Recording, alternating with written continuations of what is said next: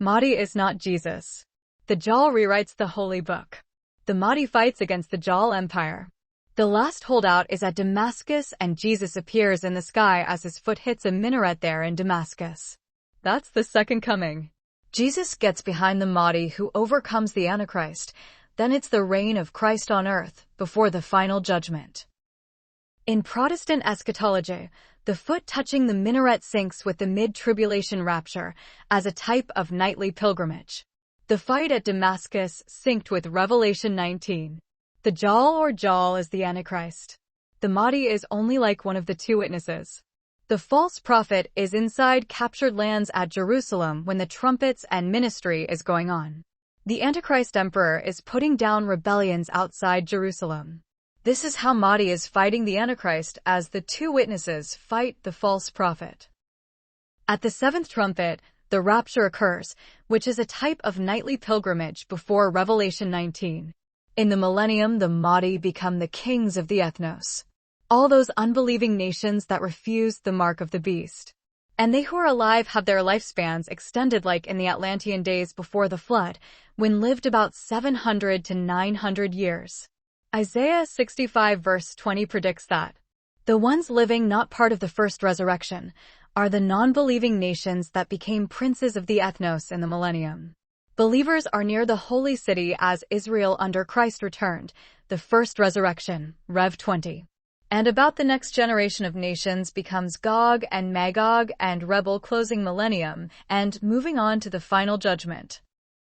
The Shia Mahdi is usually equated with the Sunni Dajjal.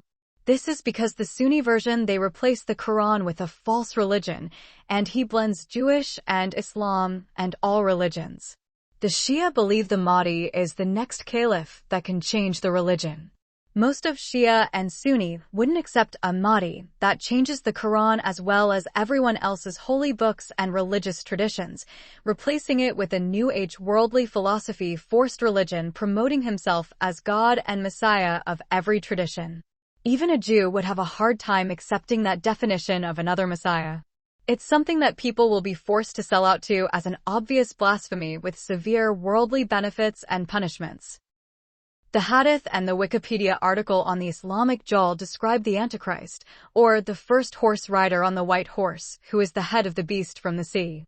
He has a green left eye and blind right, and the word infidel written between his eyes that only those submitted to God can see.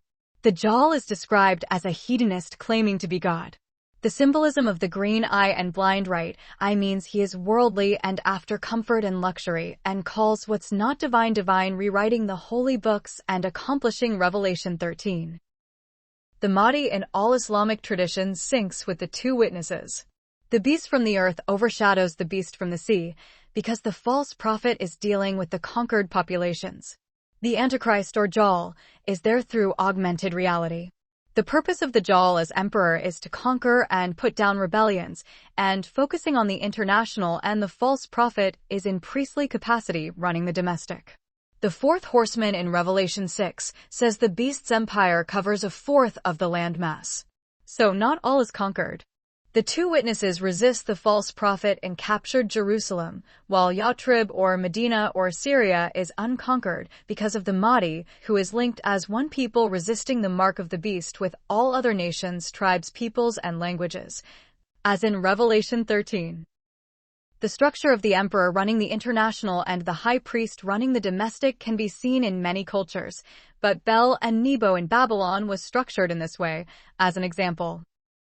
The Mahdi and the two witnesses and all who stand with them inside and outside of the conquered domain of the beast, as they resist, the trumpets and plagues of the two witnesses help them. Along with the AI system they built as the statue that speaks, at least in my version. As they resist, there is a nightly pilgrimage. After the two witnesses are killed by the fallen angels in Rev 9 and 11, the Mahdi is still holding, successfully resisting. When the two witnessed are raised, everyone goes through a nightly pilgrimage to the temple to accomplish Rev 15:1 Cor 15:52 and wait until the bowls of wrath are poured out on the beast, changed to Isaiah 65 verse 20 and Revelation 20 verse 4. At the last bowl of wrath, Revelation 19 happens. Jesus comes with the army to defeat the beast in Armageddon, whose army stretches to Damascus. Jesus' foot descends on the minaret, and with all of us, and the heavenly host kills the Antichrist. This is how eschatologies sync in similar Abrahamic religions, and should be expected. But all peoples, tribes, and languages, and the two other main faiths in the world, the Hindus and Buddhists, would have a hard time accepting any major changes until the present age is predicted to change within their traditions. The Maitreya is predicted to not appear until 400k years later, and the Kali Yuga evil generation written down in the Vedas say the evil season of the cycle won't pass for over 400k years. The Antichrist deifies the material and is obviously superficial.